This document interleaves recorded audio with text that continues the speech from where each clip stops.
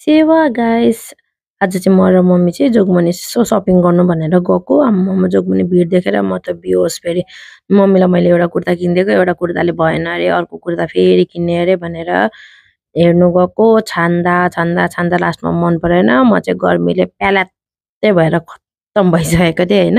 आफ्नै थोप्स हेर्नु पनि लाज लागिरहेको थियो है गर्मी भएपछि त मन पर्दैन नि त हो आफ्नो थोप्स पनि अनि त्यसपछि हामी सपिङ सकिसकेर फेरि हामी यता सब्जी भण्डारतिर लाग्यौँ सब्जी किन्नुहरू भनेर के अब यहाँनिर त अलिक जोगबनीमा त सस्तो हुन्छ नि त विराटनगरवासीहरूलाई थाहा होला त्यो कुरा त अनि हामीले हेऱ्यौँ होइन त्यहाँनिर पनि अब यताउता हेऱ्यौँ बाफ्रे जताततै भिड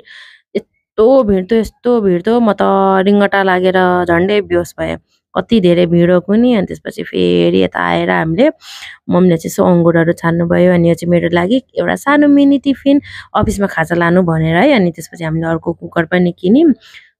अनि त्यसपछि यो चाहिँ यो ट्रेन चढ्ने ठाउँमै यो ट्रेन चढ्ने यहाँ यताबाट जानुपर्छ म चाहिँ हातभरि झोला बोकेर गर्मीले प्यालात्तै पसिना पुस्थेँ है गाह्रो भएर थियो एकदम अनि झोला पनि टनाटन बोकेर थिएँ हातभरि पनि झोला काँधभरि पनि झोला